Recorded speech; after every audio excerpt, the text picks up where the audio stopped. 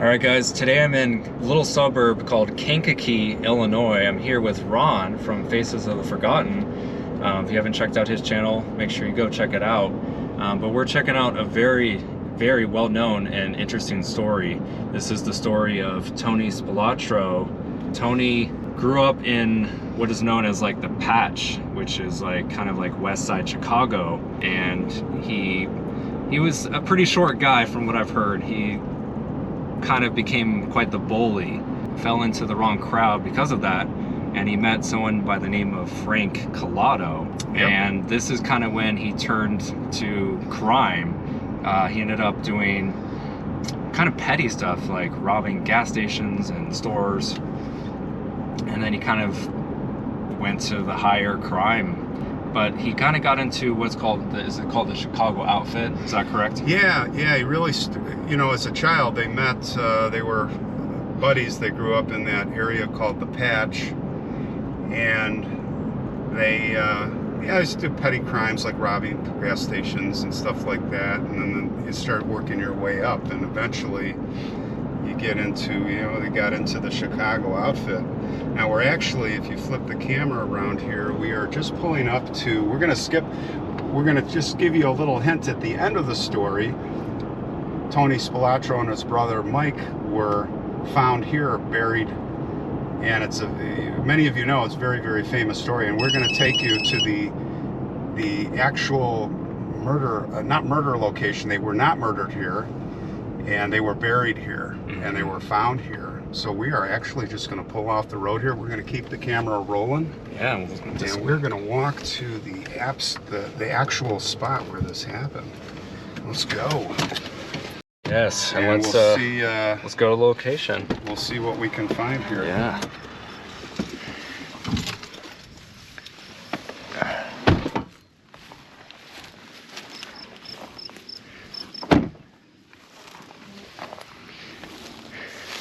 So there are pictures that you can see, and maybe Harmon, you'll show a picture of the hole and where we're going here. But as we walk, to give you just general context, you know, you go back to the Al Capone days, and you know, that was the formation of what was happening in Chicago. And that whole generation passed along to, we'll call it the Sam Giancana, Tony Accardo, those guys. And again, that's where they were in the Patch, and they had the 42-point gang, and they were doing all that stuff. And then they of course, the mob bosses. And Tony SPILOTRO era with Frank Colato came next, and they followed the same thing. Now, they were boyhood friends. Frank wasn't really in the Chicago outfit at the time, and again, that's when it was, you know, after Capone. It's known as the Chicago outfit, not the mob or the mob. Well, it's known by a lot of names.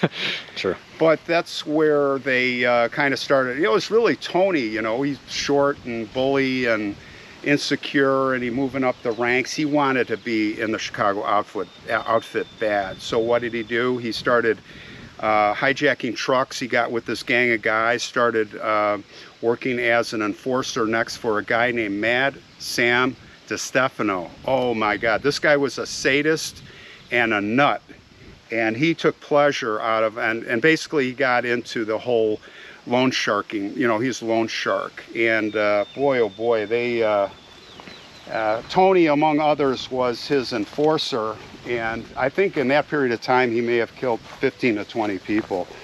There was one guy that took Mad Sam and threw him out of his office. He was a collector named Leo Foreman, and you know, Sam was going to get revenge, so Tony lured Leo to their house and said, oh, you know, Mad Sam wants to make up. He wants to bygones be bygones. So they, like a dummy, the guy goes over there, and where did they go? They always go to the basement.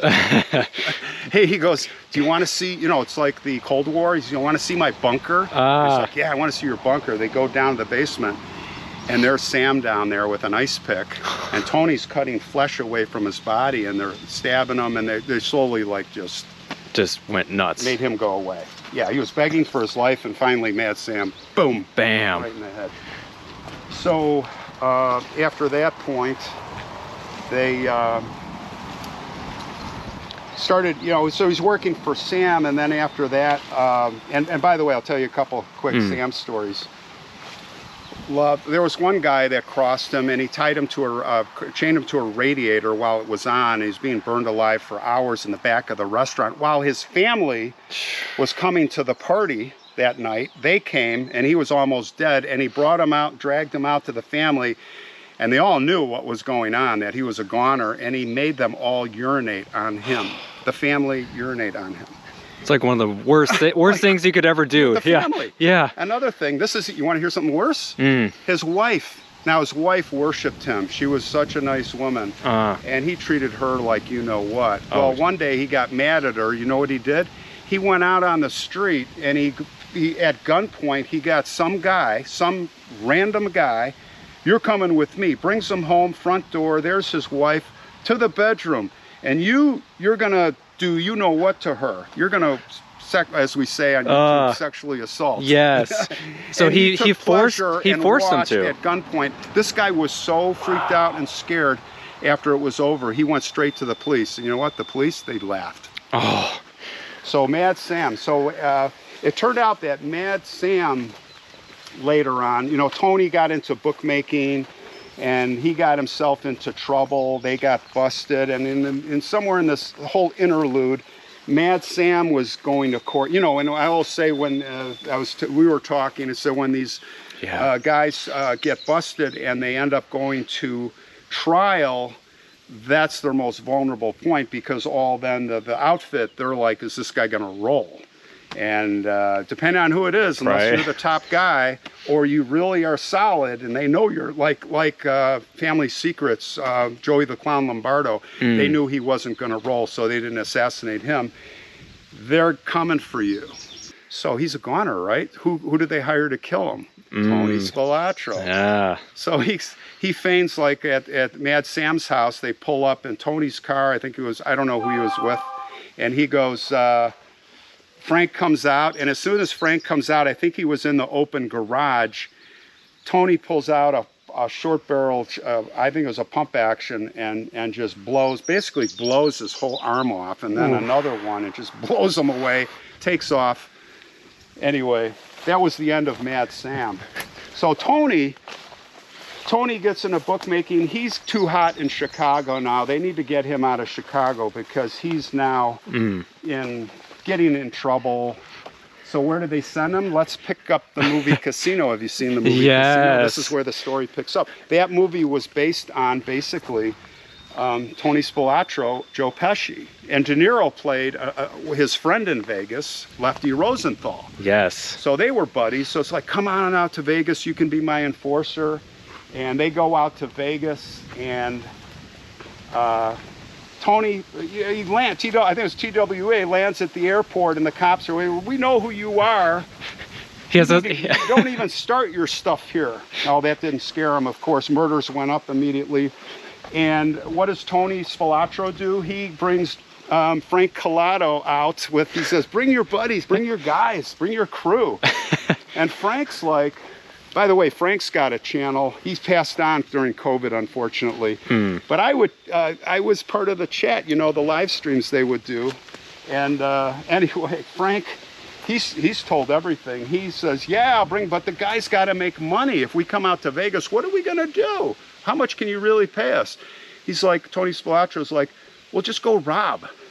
So they come out and they start robbing jewelry stores. And the way they robbed the stores, and they're robbing residences in the middle of the night. They're robbing all kinds of stuff. And they became known as the Hole in the Wall gang, because the way they got in, if they couldn't get in the middle of the night, is they would literally burrow a hole in the wall or the roof. Well, where it all came crashing down, to get to the end of the story, because we're getting to the spot, is the Hole in the Wall gang, headed by Frank Collado, was infiltrated by an FBI mole. I think it was FBI mole. And I forget his name, but he got in good. And they set up a big operation at this, I forget her name. Maybe you guys in comments, the name of the jewelry store. It's a woman's name, Betsy or something. And, oh, they got this. And they're going to do it on July 4th. Why? Because you know, 10 p.m. the Fireworks, man. We can start drilling and hammering. No one's going to hear us, right? Perfect plan. So they thought. So what they do is they go with the plan, but little do they know. You know, the FBI, the police, they're all like lights off, watching. And Frank Collada said, you know, an interview later, he said, I was sitting there. He was the lookout. All of a sudden I saw a big van behind me coming with headlights. I'm like, oh crap, we're screwed. And they were. And they held off. They said, wait till they burrow the hole in the roof. They were up on the roof with all this special equipment. It's like drilling it. Yeah, he said, now wait till they get in, then we can. And of course they all got arrested. Now that's where the dominoes start to fall. We got our friend Tony SPILOTRO already, you know, with the heat on him. Now his crew gets busted. And Tony is worried that Frank is going to roll. And Frank wasn't. He wasn't going to be a rat. But then one of the FBI agents came to Frank's cell and he said, he brought the tape recorder, the big reel-to-reel, and he said, whose voice is this? And he's like, okay. And they play it, and it's Tony SPILOTRO basically saying, talking to somebody else in Chicago, and the guy goes, well, you got a clean house. You know what to do with dirty laundry, so to speak. And when Frank heard that, he knew his number was up. His friend, and they were close friends. There's all kinds of stories. I mean, they were like this since boyhood. His friend was gonna, and this happened all the time in the outfit and the mafia in New York, and you know, this kind of stuff. Oh, all the killed time. By your friends. That was normal.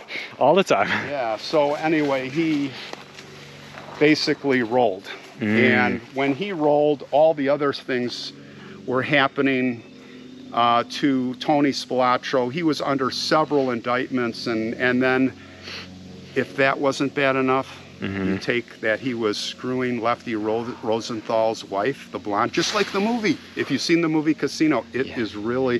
Frank Collada was the consultant for that movie, paid consultant. All these stories from that movie came from Frank, from what happened with Tony. Right. Now, Tony, by the way, his personality wasn't like Joe Pesci, like a complete madman. Like Joe Pesci was over the top, and he did a great job. But Tony SPILOTRO wasn't quite. Wasn't that much, yeah. But that's what happened is he rolled, and then the House of Cards coming down with Frank was testifying against Tony, and then the mob said, and you're doing Lefty's wife, we got to get this, these guys got to go. So they lure Mike, his brother, and him. Well, they don't lure him, they call him back to Chicago. And they say, you have to come back to Chicago. The new top guy wants a meeting. And as Frank said, Frank Collada said that Tony had told him years before, you can't run. There's nowhere to run to. You got to go to the meeting, and it's a 50-50. Are you going to get promoted, or are you going to get killed? Say goodbye to your family just in case. And sure enough, Mike told his wife before they left, you were leaving, he goes, if I don't come home by 9, I'm not coming home ever. And they didn't come home. It was said later, you know, it came out in the Family Secrets trial, who, by the way, I want to give a quick shout out to Red Wimet, channel called Bedtime Stories. He's still not only alive, but healthy and kicking. He's one of the key guys. I think it was Family Secret, and boy, you got to hear some of the stories. But anyway, I got a lot of this from these guys. Of course, it's like, we're going to the basement, and they're like, oh crap. When they got to the basement, there were a number of the guys they knew, and they all had gloves on. And he said, you know, when they saw the gloves, they knew. And he said that Tony SPILOTRO's last words basically were, can I say a prayer? And I believe they let him say his prayer. Oh, wow. And then they beat the crap out of him. It's not like the movie where, like, like they're here and they're beat to crap in the hole. They were brought here. Now, speaking of here, we are here. Right. And this, if you look at this edge here, it is all sand base. And look at that, there's a shot. Oh, speaking of which, we did not plant that here, guys. No. But it goes to show kind of where we are. We're out kind of middle of nowhere. We are. And if you show, you can just imagine, we were talking, like, how you'd find this? Yeah, and you can imagine them riding at night, lights off. This is a wildlife refuge over here. They probably came down here like, we'll go to the wildlife. Couldn't find a good spot. They're driving the road at night, and they're like, hey, we could pull in here on this edge. We've got woods and trees, and then we've got the field, a perfect spot to get the car, lights off. Don't tap the brakes. You can just imagine, because you got to get the car. Maybe they dragged the bodies. Kind of came through. They were dead already, and they dug, and it's all sand. And if you look in the pictures, if you post the picture, yeah, you will see right now this sand pit, and we're standing here. And when they dug them up, now what's interesting is the farmer here. He saw, the only way it was discovered and was 6 days later. You know, the car was found at the airport. Right. The wife called police 2 days after they were missing, and then 6 days after that, I think it was, the farmer's out here using pesticides, looks and says, you know, it's quite obvious. There's a big hole dug. It's like, what is this? Thinking it's deer hunters, poachers. Right. So he calls the DNR guys, Department of Natural Resources. I don't know what they're called, conservation guys. Right. That's what we call them in Wisconsin, is DNR. They come out here, and they're digging, and the shovel hits, and they're like, this don't look like a deer skin. This looks like Hanes underwear. Like, wait a minute, this doesn't look like a deer. And I don't know if we're going to show the pictures in this. We don't need to, but if you go on the internet, you can see the pictures in the underwear. They were stripped naked to their underwear and buried here, and that is where the story ended for Tony SPILOTRO. Yeah. So right, essentially, kind of right in this general area. Yeah, right in here. Just so we're gonna, we'll go up to Queen of Heaven Cemetery across the street from Mount Carmel. And I think we might be able to get not only Tony's grave, he's at the family plot. I think Tony and Mike are there. Yeah. But I believe in section 20, the ones in 20, ones in 21, is we've got Mad Sam. We can maybe hit both. Oh man, let's do it, you guys. All right, let's head. Okay, we are at the grave here of Mad Sam DeStefano. Let's take a look. He's here with his wife, Anita, who passed in 1987. And you can take a look there at the inscriptions. Oh my gosh. Of course, he was murdered by Tony SPILOTRO in '73. So he got his wife. Yeah, that's Anita. And Sam. Who put up with a lot. I can only imagine. And I'll tell you, there's so many stories. Another one that comes to mind near the beginning again is, with Tony, involving Tony SPILOTRO, there was another contemporary of Tony who was one of the enforcers for the juice and the loan programs, was a guy named Action Jackson, William Action Jackson. Big guy, scary. And he was seen with FBI agents, and maybe he was squawking a little bit, but that was his death notice. Well, he didn't get the notice. Get this, they took him, and it was Mad Sam with Tony, and they got him in a meatpacking house. I forget the address. They tortured him for 3 days straight, 3 days and nights. Wow. They tied him up to a chair. They used multiple, picks with the ice pick, stabbing him, cutting skin off,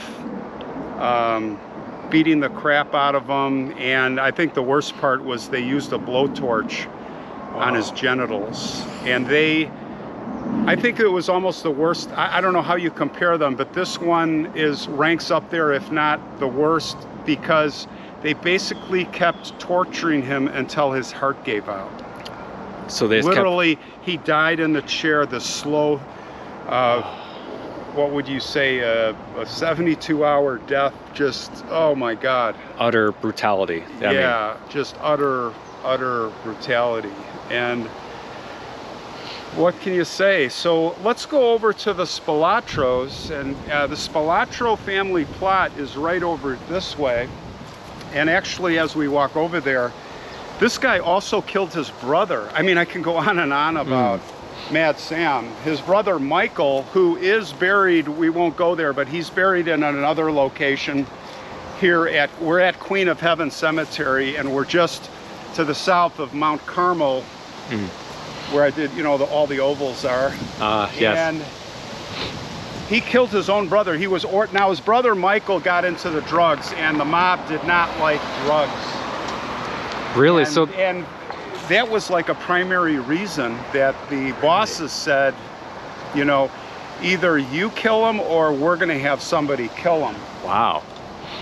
Now, he wanted to, I guess, kill his own brother because he wanted it to be a clean murder so that they could have a funeral. He was thinking about Mom and the whole funeral, because when you get a mob hit, usually it's shots to the head, always. Oh. Not always, but that was pretty much routine. So basically he had shots to the body. Not sure how it exactly happened, but shots to the body, very clean, and tipped off and found right away, so his body would be fresh for the undertaker. Okay. Found in the trunk of a car, but they were like within hours of the murder, so that they could have the nice funeral. Unbelievable. Killed his own brother. Wow. It's surprising that the mob had rules or systems where they're like, oh, no drugs, but we'll do anything else. Right. We'll kill people. And the murders. Yeah, we'll kill people, but now, of course, that changed later, the whole drugs. But when you're in the Capone era, and the Giancana and Ricardo, they all, it's like, we're not doing the drugs. Now, if you go all the way back to Big Jim Colosimo, where all kind of started, you know, and it's Sicily and it's the Chicago part and the New York connection. Colosimo was, for example, he wasn't seeing prohibition. He was like, they were doing all the hijacking and all this stuff, and he was like, no, we're not doing the illegal alcohol. So it's like a generational, and he got knocked off.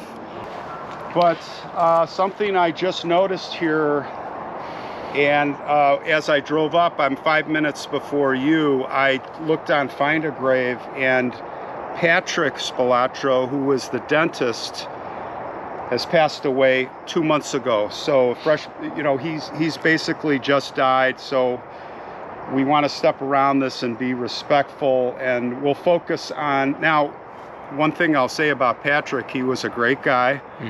He never got into any of this stuff. Of course, he loved his brothers. He was the one to identify the bodies in the hole from dental records. Go figure. But he never did illegal stuff. He was a good guy. And what I just dawned on me, because I went on the internet to see where his practice was. I'm like, yeah, what street in Chicago?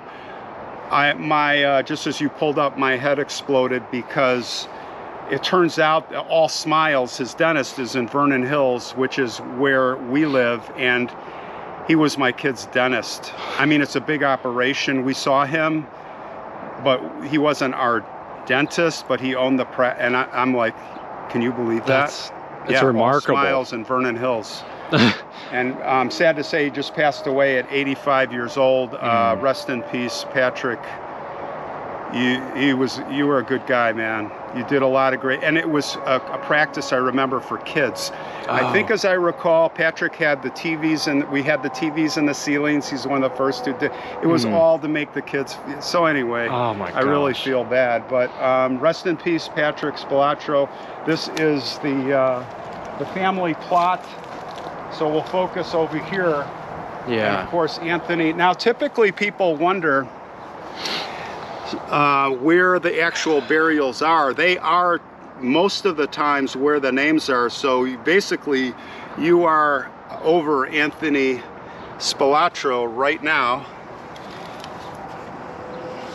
and yeah, this is where he ended up.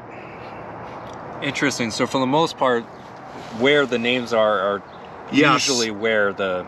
And typically they are literally about the vaults. Of course, the caskets are in vaults, and the vaults are about literally almost touching, maybe an inch apart. Oh wow! Because I've seen them, and they put them right now. Pasquale, I don't know much about him, but of course Michael was found also. This is Michael's marker.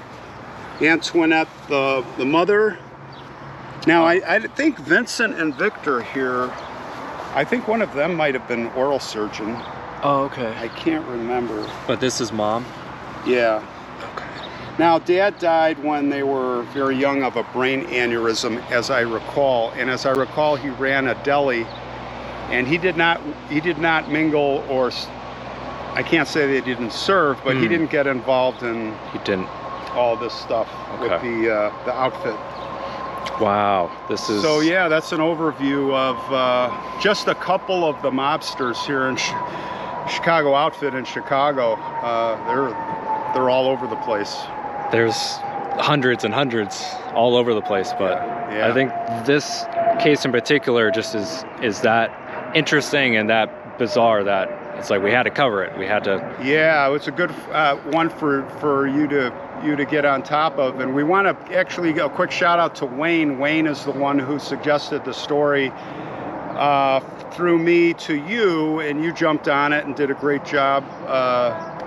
Said, yeah, let's do this, and found Wayne helped us find the location of where the burial site was there on the farm. So thanks, Wayne, and everybody thank Wayne. And yeah, it's a really, you look at this story, it's more of just a lesson, you know. It's, I don't want to say crime, you know, it's crime doesn't pay, but you know, most of these guys, they ended up with meeting the same kind of end. I mean, you know, Frank Collado made it all the way through, but he was a rarity. Right. Yeah. Yeah. So, to say the least. Yeah. Yeah. So yeah. All right, everybody. It was fun. It was so much fun doing this with Harmon, and we're going to. We got another one we're going to do. We're going to go down to Kankakee. Yes, we got a lot planned. So we'll see you guys soon. Thanks for watching.